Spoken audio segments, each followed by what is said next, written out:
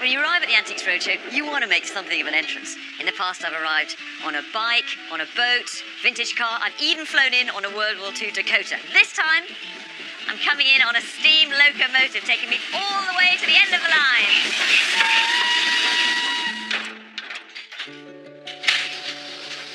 Since it was opened in 1874, Minehead Station was the terminus of the branch line that came out of Taunton and stopped at 10 picturesque stations, including Bishop's Lydeard, Willerton, Crocombe Heathfield and Dunster. For almost a century, the trains carried people, goods, even animals, down the line to Minehead. Today, most of the passengers on board are coming to the Antiques Roadshow. At least I think so. Who's coming to the Antiques Roadshow today? Yeah. Excellent. That's what I like to see. But back in 1964, there were some even more special passengers, some real A-listers, when the Beatles hopped on board to film part of A Hard Day's Night. At Crocombe Heathfield Station, they were filmed running along the platform, and word quickly got out, and soon there were hordes of schoolgirls streaming through the fields, running towards the station, screaming, crying. Beatlemania had arrived in Somerset. Despite such A-list passengers, the line was closed just 7 years later. But almost immediately, the local council stepped in, bought the line, and a trust was set up, the West Somerset Railway. And now, with the help of an amazing 1,100 volunteers, a timetable of heritage train services operates across 9 months of the year. Well, we've now pulled into Minehead Station. Here we are. And our experts are already hard at work on the platform, so let's see what treasures they've uncovered.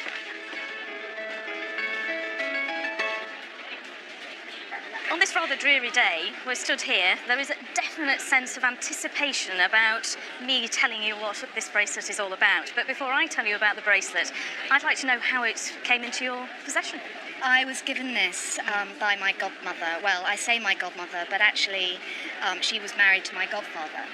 And he was Vsevolod Romanovsky. What I know is that he was born at the beginning of the Russian Revolution and was the son of the Grand Duke, and he was born in St. Petersburg.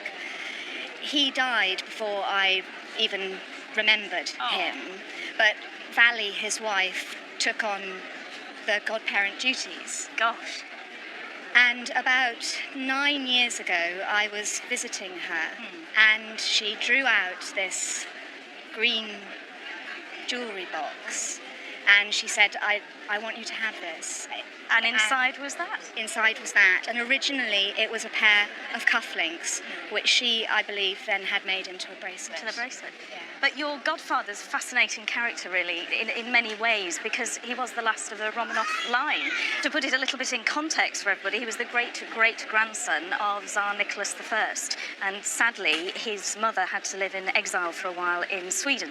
And he went with his grandmother to actually be reunited with her after his father and uncle had been killed in 1918. Now, his mother, Sophia, came back from Sweden and lived in London in exile. So she settled here, and that's how we, again, end up with a piece of jewellery being actually with us today.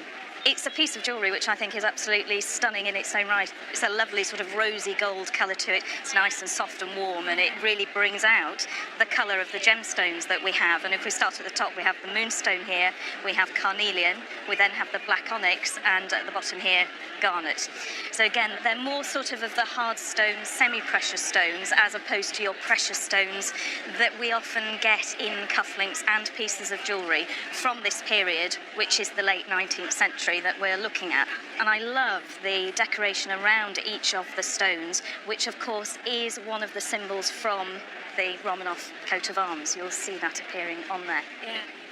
So what about the piece of jewellery? Well, it is stunning. I absolutely adore it. It is this conversion piece, though. It's been adapted, and as a pair of cufflinks, we might have had some marks on the cufflinks. And, of course, the Romanovs were associated with a number of very important jewellery designers, manufacturers, makers of the time, including, of course, Fabergé. Now, we can't say that they might have had a Fabergé mark on them. It's a lovely piece of jewellery, but naturally we have to value it as what we are seeing today. If it came up for auction, I would anticipate the estimate to be round about £5,000 to £7,000.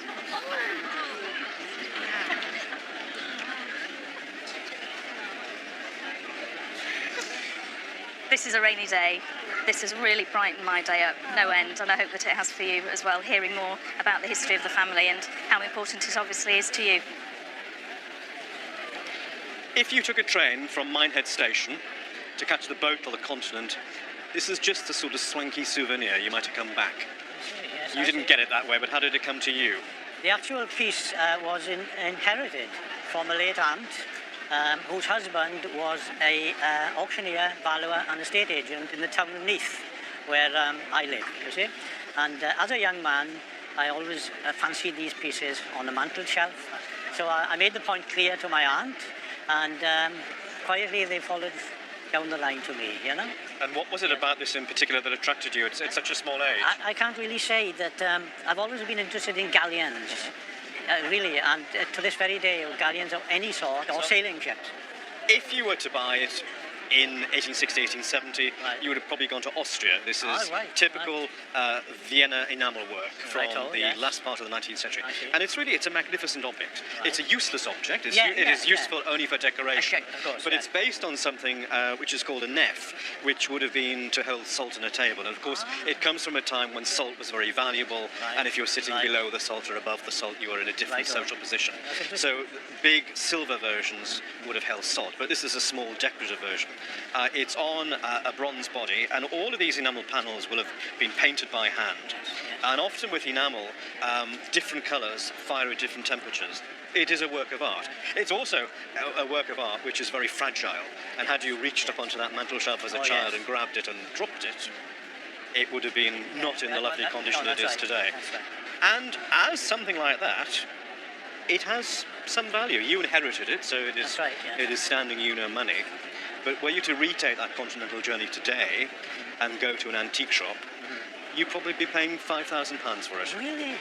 Really? Well, I'm amazed. Shall I say it again? I'm truly amazed. You know, you hear these things regularly on the It's not everybody's cup of tea, No, but it's of such a course not. good quality thing Right, oh, right, that right. there's a ready market for it. Well, I'm surprised. So £5,000. It's nice to hear. It's a pleasure. Thank you very much indeed. Thank you. Okay, so we've got steam going on, we've got dust, we've got quite a grubby, dirty box. What does it mean to you? It came from the sale at Slapperton from Miss Barnsley's house up at Orville. Okay, so the Barnsley collection. It belonged to the Barnsley family, yes, it did. Yeah. And what is it you liked about it? The fun of seeing what's inside. When you see what's inside, I mean, we all need a bit of sunshine and light in our life, and then when you open this up, you really get the wow factor. I mean, and that is just unbelievable to see. You've got the pomegranates. That to me symbolises in history all over the world fertility. In some cultures you would smash a pomegranate on the floor in front of a new bride. How many seeds were spread denoted how many children she was going to have. You have the two lions coming together. Lions symbolise strength, two strong families coming together. So I think this is a marriage chest, a present to someone you obviously are devoted to and love intensely. Where I get confused on this is there's so many things going on. And it has this real colonial look to it almost. Now, you would sort of think, okay, well, this is 1680, 1690, that sort of period. But then if we add that colonial influence to it, there's 50 years behind the times in styles.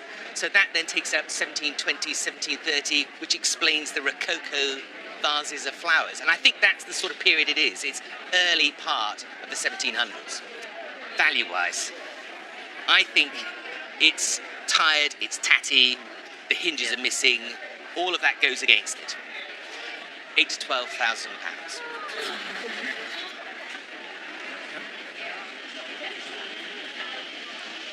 So here we are in Minehead, at the railway station, with a very suitable frock.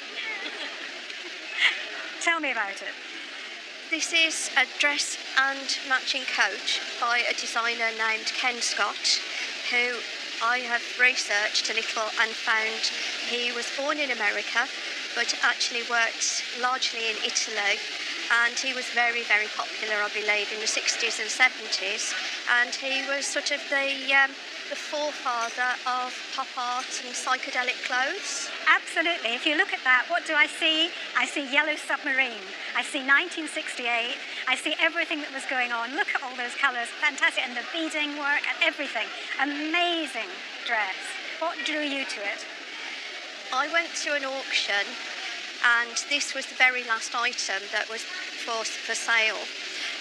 So I waited and waited until the very end. Lots of people had got up and left, and I thought I had no chance of buying this. But there was only one other bid against it, so I made my bid and won the item.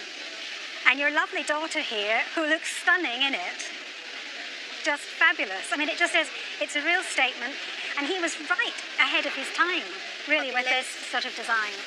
Now, just between you and me, you know, it's only us here. Okay. What did you pay for it? Just under £100. £100.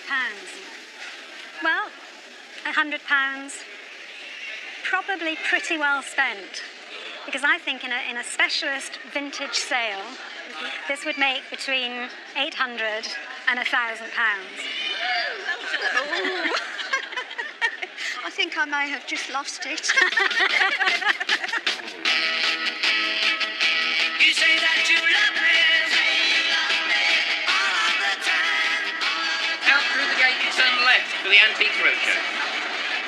Well, it was my mother-in-law's originally. We think it's a piece of Clarice Cliff, but we don't know for certain. If we spin it over on the back, we've got all the things we'd want to see. Bizarre by Clarice Cliff, and actually an impressed mark here, which is 9/32, which tells us that it's September 1932. Mum did absolutely spot on. It is as right as rain can be. It's a 1932 wall plaque in a pack called Sungay. You're looking at a plate worth somewhere between £300 and £500. Grief. Now, you've brought a lovely set of playing cards, but they have a link to a financial crisis. Really? What do you know about them, and how did you come to have them? I came to have them because between 60 and 70 I worked in a bank in the city, and of course I was near an awful lot of auction houses, places like that. These were purchased at an auction house, and they usually came in boxes of mixed ephemera, which were of no great value. These are Dutch playing cards. Yes. They're engraved, and I think they date to about 1720. Oh.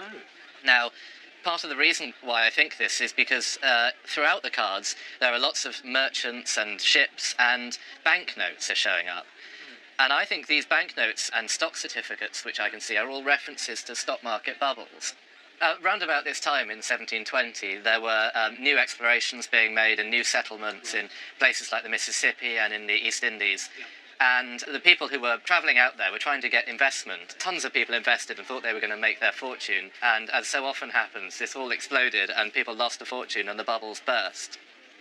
I think that they have to do with the South Sea bubble and the Mississippi bubble. This one, number 5, the 5 of Hearts, there's a chap here who seems to be a merchant, and he's holding a kind of stock certificate in his hand.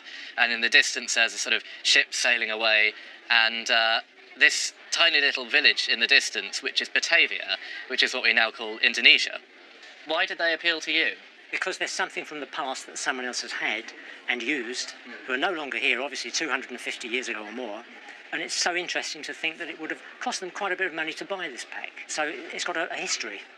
They are very rare, I think. Oh, really? There are some series of playing cards that were produced in Holland around this time to do with the Mississippi bubble and the South Sea bubble. Right. But I can't particularly find any trace of these. And it looks like we have a good series of full 52 cards, 53 cards even, I think there is. Yeah. I think if you saw them coming up at auction today, I think you would expect them to make something like £2,000 to £3,000. Really?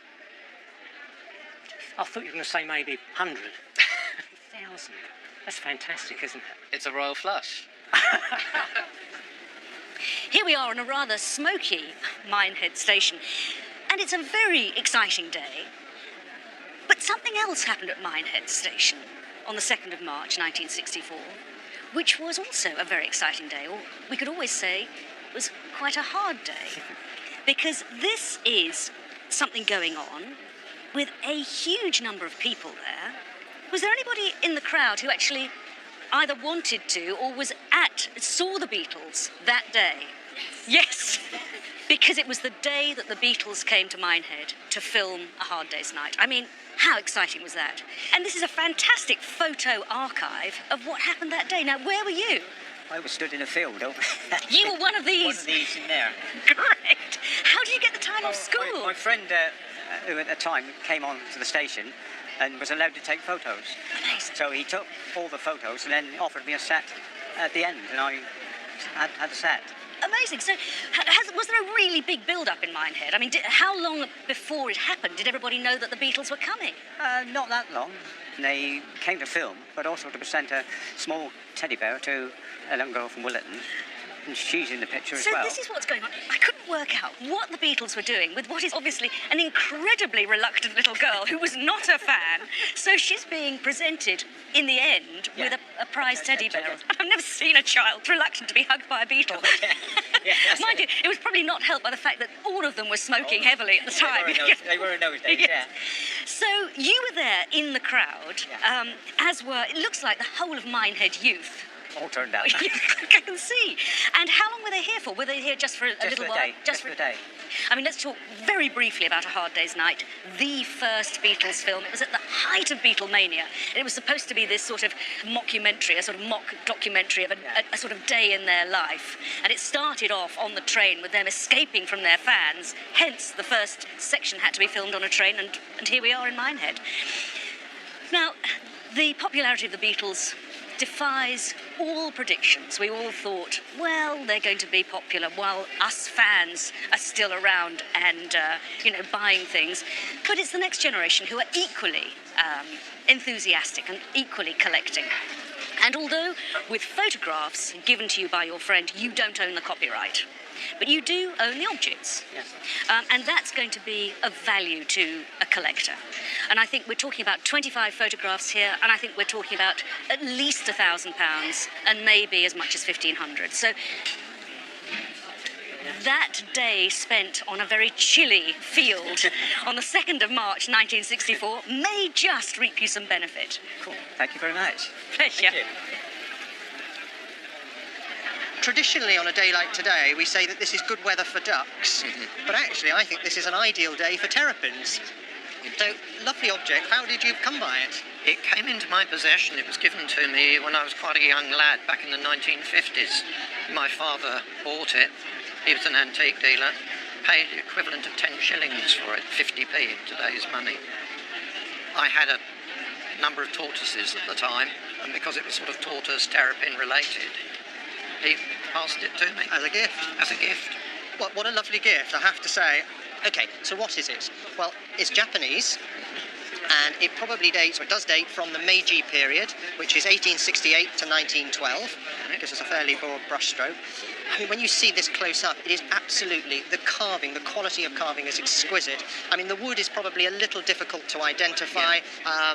I think, maybe a sort of a fruit wood or something like that, but, they can be all different sort of types of wood. You've got this rather poor terrapin at the bottom, maybe mum, who's being sort of, piled on top of, and she's either just sort of poking out to tell them off or sort of going back in to kind of get away from it all.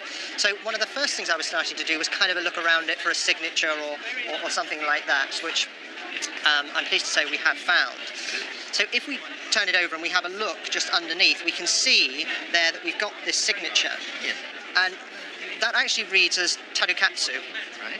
And Tadukatsu, we've seen some other examples of sort of terrapins by Tadukatsu, so it was clear that that was really where he mastered. Now, is Japanese.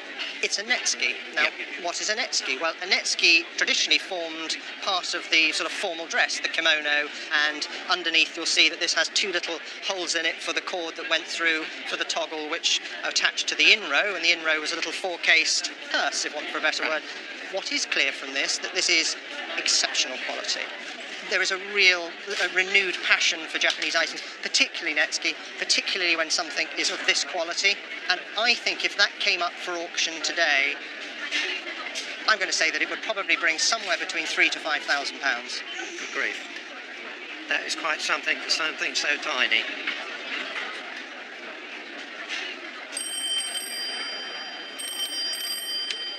Hello, Antiques Roadshow. They're amazing, aren't they, these? They are, yes. I used to use them in my home. Yes, I had one in my home, but I could only afford one in those days. I liked them because they were Bakelite. I love the design. I think these were designed in the 30s, but these ones are made in the 50s, aren't they? Yes, they are. And, of course, you've got the three best colours. Well, I've actually got a lot more than these, and I used to be a telephone engineer back in the 50s. That's where it all started originally. I used to fit these things. Really? And maintain them for the post office telephones, as it was then. So how many have you got? I've got about 80 altogether. Blimey. 80 telephones? 80 telephones, and an automatic telephone exchange to make them work. What a passion. Yes, it is indeed. I think these were probably the greatest invention of the 19th century. Yes, I would agree with you there. And they have become so popular today, but of course, landlines are going to be obsolete within a few years from now, because everybody uses mobiles. Let's hope not. Yeah, but that's what makes these desirable, yes, because they're almost obsolete now. This one is probably from the 1890s, close to the time when Alexander Graham Bell invented the telephone, and he was closely followed by Elisha Gray. In fact, they were within hours of submitting the designs, patents for these things. And this candlestick, also made in the 50s, but designed much earlier, probably in the 20s and 30s. You see these in those Hollywood films with Fred Astaire. Yes, you do. They're great. And that one, that's 70s, isn't it? That is 70s, yeah. 77. You know which the best one here is, don't you? Yes. Jade green is the pièce de résistance. Yeah, it is. It is indeed. It really is. And very rare. The value of that is pretty stable and pretty high. The value of some of these has dropped a bit because people don't use landlines so much. But this one, in an auction, would be estimated at £600 to £700. And it does occasionally go for more. And it does, and it could easily make, I've known them make £1,200. Yes. But on the table here, you've got what I can sort of quickly estimate at about £2,000 to £2,500. So it's a really lovely collection, and it's great to see them.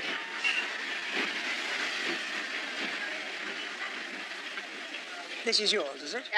Yes, my father-in-law bought it in a charity sale for a charity he supported, and nobody wanted to buy it in the auction, so he stuck his hand up to help the charity out and bought it for £40. How long ago was this? Oh, it's about 15 years ago. Oh, right. Okay. But it's not his cup of tea, so we got it the next Christmas because we liked it. Do you know what it is? I believe, by looking on the internet, it's a Chinese ancestor painting. Okay, not far off. Okay. It's just that the Chinese ancestor paintings are done on the conveyor belt system, very like their porcelain. Yeah. And in fact, there was an English painter called Davis who did the same thing. He had a studio, and he went and said, I want my family book painted. And he said, well, choose a canvas from over there, all these bodies. He chose one, and then he put the heads on. Right. But here, he went to the Chinese studio, you got there were the bodies, but they didn't bother with the heads. They had just archetypal heads. Any head would do. So you had a female head and you went a male head, or an old male head, or a young male head, and that was it. And they vary in quality, really, according to how much you could afford. Right. They're in court robes. Court robes, you could tell quite a lot about the person. You could tell where they were and what they did. And the symbols are different. So here we've got two birds, And each one of those is different because they're posed in a different way. We've got a bat, and it's red. Red in Chinese is a symbol of happiness. And the word for bat in Chinese is fu, which means, or is a homophone for happiness. Yeah. So a red bat is double happiness. Oh, wow. Yeah.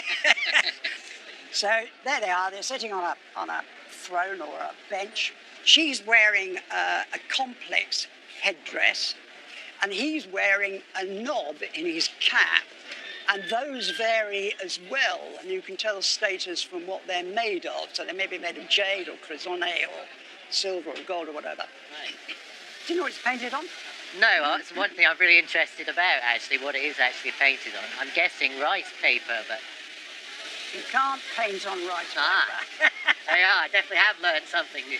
Try drawing on it. Oh, yeah, it goes through a soggy mess. It's actually an ordinary modern paper. And I say modern, we're talking here about the end of the 19th, early 20th century. I guess it's acid bleached. So, £40 15 years ago. Yeah. What's it worth today? If it were a bog standard one of that date, I think it would be worth £50. But because it's such a nice one and there's such a lot of extra detail, I think probably 300 to 500. It could even make a bit more than that. Nice thing.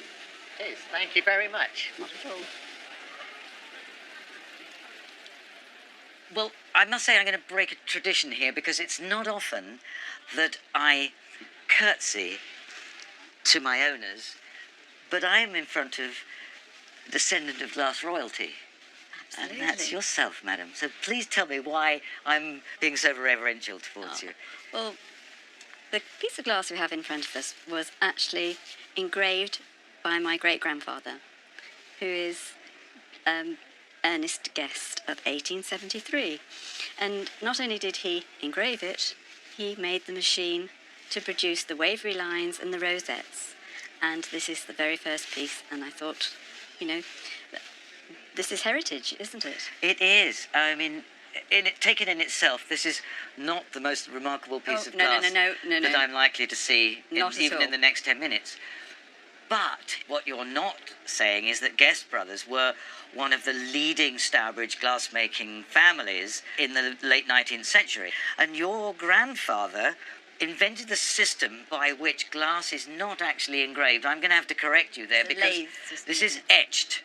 This is created, this is acid etching. The machine that your grandfather invented, driven by a pre-existing pattern on a template of a machine called a pantograph, sent a needle around this vessel. The vessel would rotated slowly on a plate, and it scratched through the resist in the manner like this, exposing the raw glass beneath it. And what happened is that the exposed glass was burnt by the acid, and then when this is time 3, 2, 1, out she comes, and then you placed in water to neutralize the acid, and then the resist was removed, leaving, and that was finished. That's the finished thing. But what happened is it became entirely ubiquitous. It was a cheap way of decorating glass. And if you look at the impact, if we regard your grandfather's idea as a stone and we throw it into a pond, splash! The ripples of that invention continue to be felt in world glass making today. Do you value it as one of its type, or do you value it as the prototype? If it's the prototype, and I've no doubt that this is, then that has to be a more valuable piece, but then it's still, I mean, you know, maybe it's worth as much as £100 if you're really lucky. But it's not every day that I meet glass-making royalty. Thank you So very, thank you. very much indeed. Thanks. Well, this joyous little bronze figure of a naked young woman actually comes straight from the gates of hell. This little piece is by perhaps one of the world's best-known sculptors, Auguste Rodin. Quite a name. Yeah. Where did you get him from? My mother bought her. My mother and father gave up 2 summer holidays in order to afford her. Did they really? Yes. Well, look, we are looking at certainly one of the greatest 19th century sculptors. Auguste Rodin, born in 1840, symbolist, romantic, and he died in 1917 during the First World War. But the name of the piece... Yes. The name of the piece is La Petite Désespoir, which means the little despair. Despair, yeah.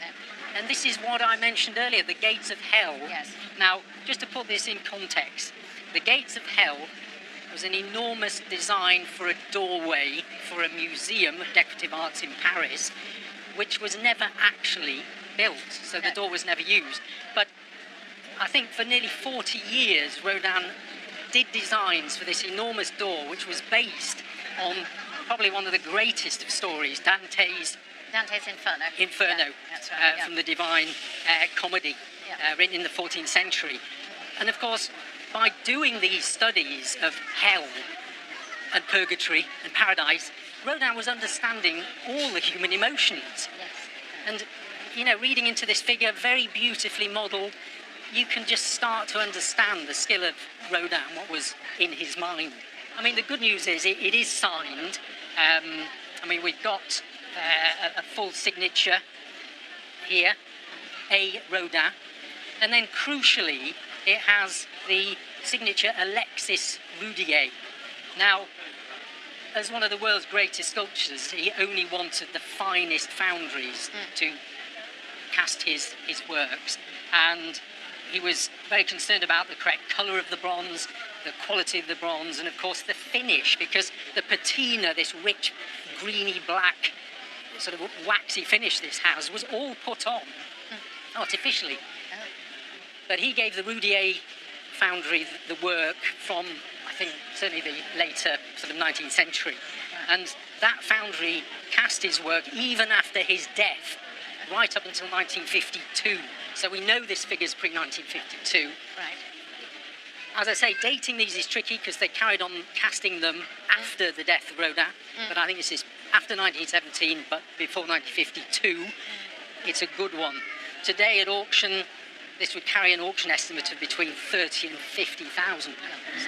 So... She's not going anywhere. So you're no longer in despair? I'm not in despair, no.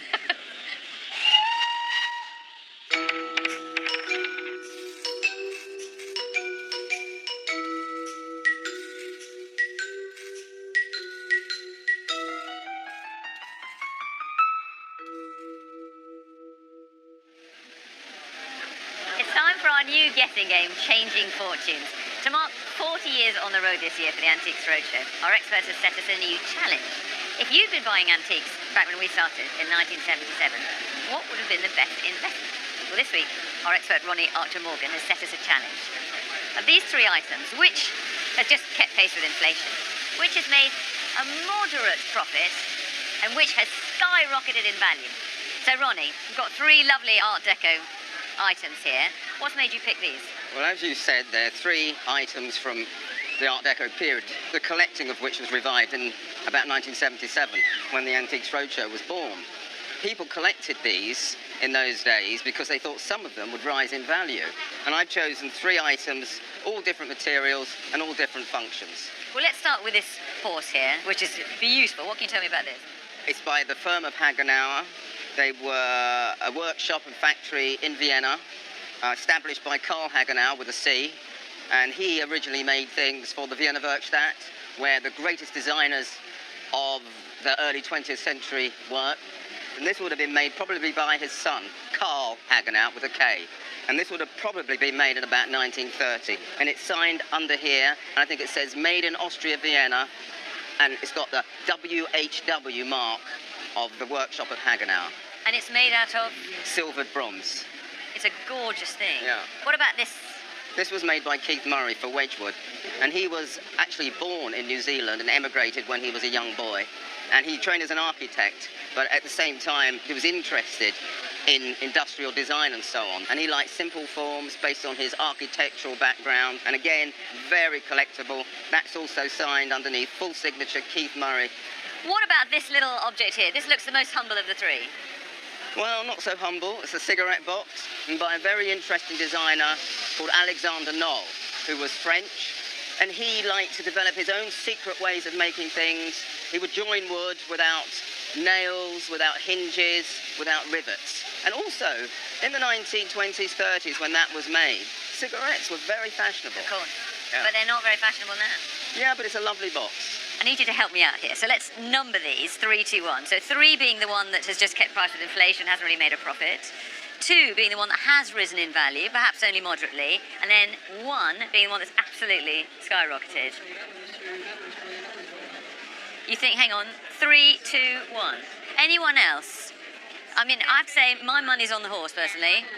Yes. I mean, the thing I wonder about this is because smoking is so fallen out of fashion, I can't help feeling that the value of anything associated with smoking would not have kept its value. Oh, Ronnie. It's easy, isn't it? I love these games. I also get quite competitive, as you know. I think I agree with the majority. Just about kept price with inflation, made a moderate profit, absolutely gone through the roof. Wrong. Oh, no. Okay, whose advice was that then? Really? Shall I do it? Tell me it's this one. Gone through the roof. No! Gone down a little in value, if not a lot. Just stayed level, just maintained its value with inflation. Because I'm going to be honest, I just found this rather unimpressive. He's a sort of a very collected designer. His things make a fortune. This is a very modest thing by him. So in the 70s, this was, what, about 40 to 70 pounds? Maybe 100. Maybe 100. So what's it worth 40 years on? 1,500 to 2,000. Wow. This now? That's 100, 120 pounds, which means it's actually gone down in value. And this was 500 or 600 pounds. And that's 1,500 to 2,000 pounds today, which is about staying level with inflation and gone up a little bit. Well, that's it then. Useless. A lot of you. Ronnie, what can I say? Well done. You got them all wrong. All of them. Go on.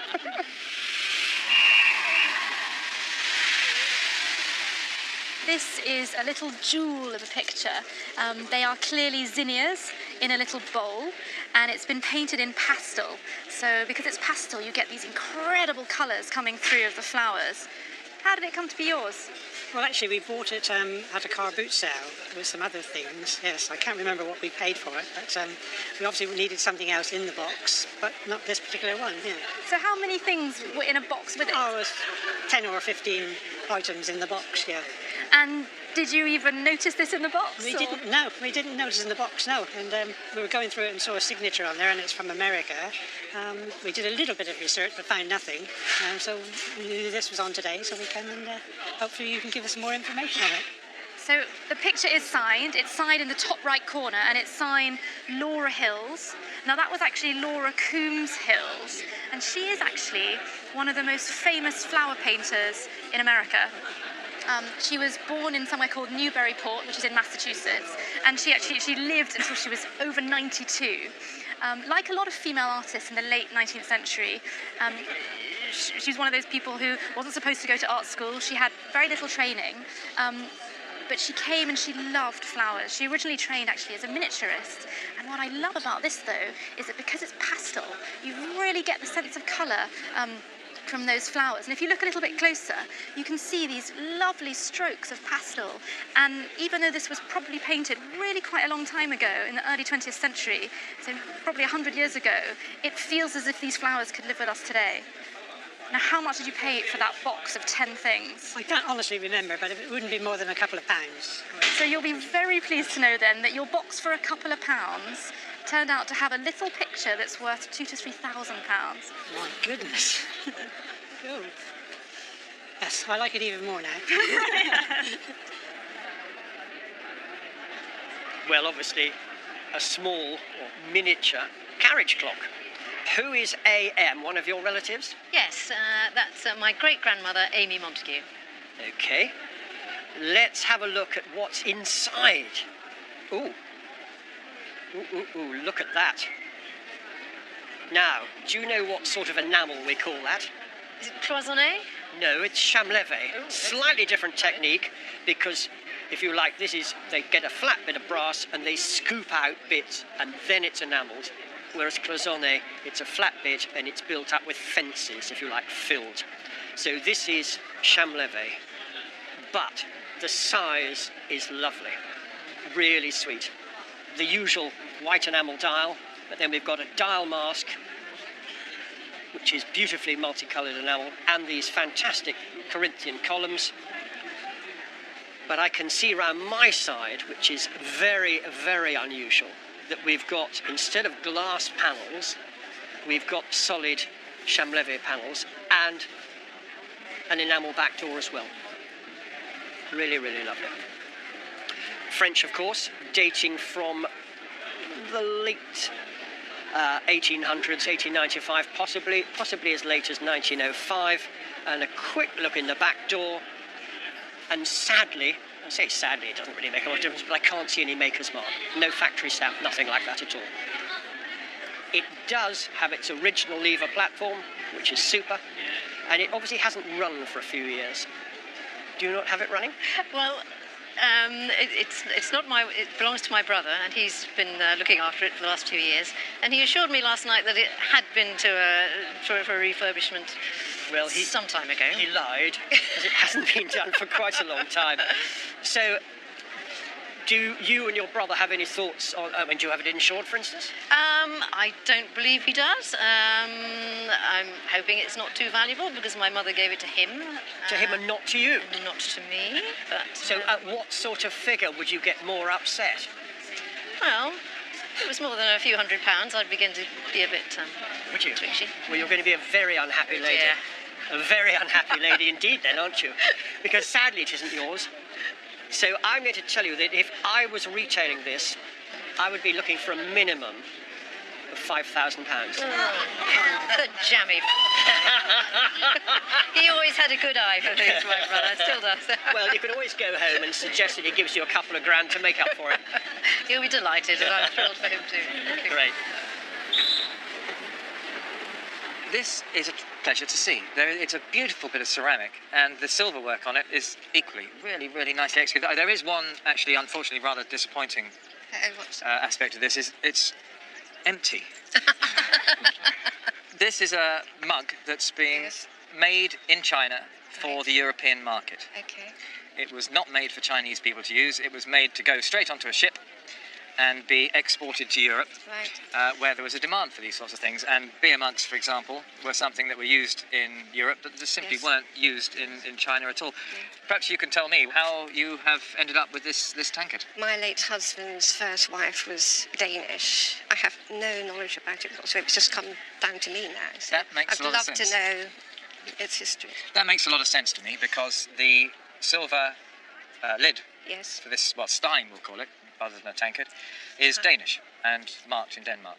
So we've got the story now from China to Copenhagen, where somebody very proudly, I suspect, took it off the ship, or was sold it, having been on the ship, and thought, what a nice mug, but it's not nice enough, I'm going to elevate it. The mount is really, really nice quality, and must have cost an awful lot of money when they put it on there. The detail, down to the little heart-shaped thumb piece here, which has been really expertly surrounded by silver with a hole cut out so that you can still put your thumb on top of it. And you've got a gilt coin in the top, which is not uncommon. This, incidentally, the mug itself is about 1770, 1780. The inside of the lid, thankfully for me, is fully marked. It's got a full set of Danish hallmarks on for 1781. So tell me, have you ever used it in hot blood? No. Never? Does it sit on a side? It sits on the sideboard. Okay. I might now, can I? I think you should. It seems a shame not to. I suspect that whoever originally owned this was very proud of it and used it to drink his beer out of and show off to his friends. Because otherwise, why bother? Why go to all that trouble? Yeah, good idea. In the current market, the mug itself, without the lid, without any silver at all, is worth about £800, which is a lot for a bit of ceramic. The silver lid itself has been added to it. Now that the two of them together, it's a rare thing. You were going to struggle to find another one, but if you did, and let's say you walked into a shop and found one, if you had to pay less than £3,000 for it, you'd have bought a bargain. Brilliant. So, definitely going to fill it up. With champagne or beer? Champagne.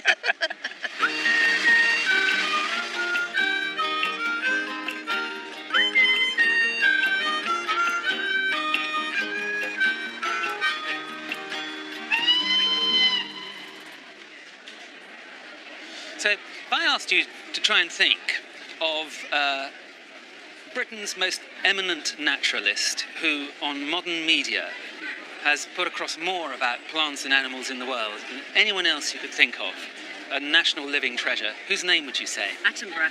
Of course. Of course, yeah. This man, James Sowerby, was the David Attenborough of his day, which is about 1790, 1800 or something, without any doubt. He was a working man from quite a humble background who painted flowers with the most extraordinary precision and presented it to the public, part published, as coloured engravings, and enabled an entire generation to start enjoying plants and understand what they had in their garden. And this, you've got to try and remember, is just after Captain Cook's voyages. So you've got Sir Joseph Banks coming back, you've got Kew Gardens about to start. He was an interesting man, Sowerby. Was he related to you? Yes, he's James Sowerby, was my 5 times great-grandfather. It's quite a while ago, isn't it? Quite a while ago. But he ran almost a sort of family business, didn't he? I mean, all these objects around here belong to him. I just love this sort of dead armadillo, and there's a telescope and a rather nice shell there. In his house in Lambeth, he had his own private museum, and all of this would have been spread around, and people come visit and see all the original specimens that he was illustrating as well, just as a scientific resource. Fascinating. If you just go through some of these, you've got about 20 plates from the finished album here, and isn't that lovely? It's so delicate, that. It's a beautiful thing.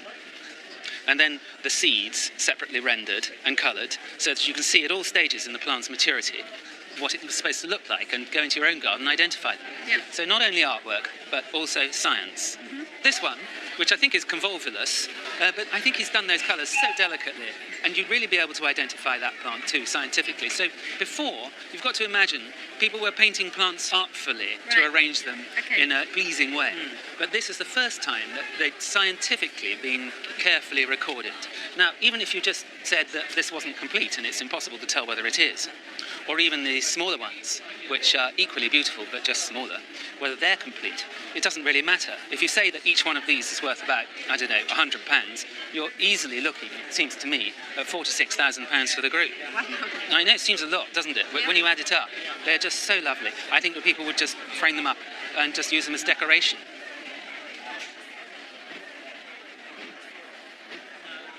As someone who is a self-confessed obsessive about 20th century design, it's always so exciting to find a piece that sort of becomes a landmark, a signpost to how movements changed.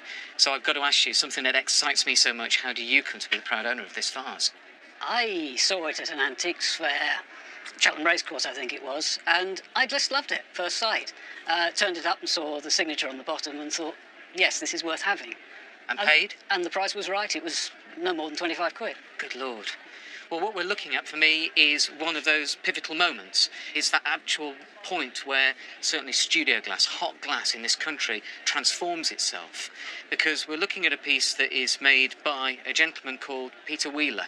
Now, underneath here, we've got P.J. Wheeler, RCA, Royal College of Art, 1967. But the real key thing about that is, whilst we're looking at a piece by Peter Wheeler, who then went on to be a very key player at the great firm of Whitefriars. I thought so, yes. But more importantly, we're looking at a piece that is influenced by one of the greatest exponents of the studio glass movement, Sam Herman. And Sam Herman, at this point, was his tutor. Sam came down to the Royal College of Art, 65, 66, and basically established this new hot working kiln. And you can see Sam's work in it. You can see the style, you can see the design. And that's what makes this vase so fantastic. It's heart shape, and for me, it's like the beating heart of the modern studio glass movement. That's fabulous. Well, let's look at your £25 investment. It's an important piece, and today you're looking more like £600 to £800. Are you serious? Totally and utterly serious. Wow. Well, it's not going to be sold. I just love it too much, but thank you, that's wonderful. I think this little lump of metal could tell a tale or two of its own.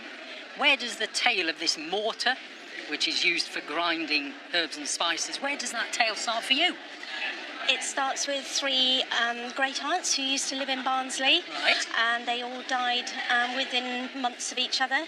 And then it was divided up between the family. It was handed down to my father, and that was about 50 years ago. Right. Because, in the deep and distant past, you would grind herbs and spices for cooking, but also, a pharmacist would use it for preparing lotions and unctions and things.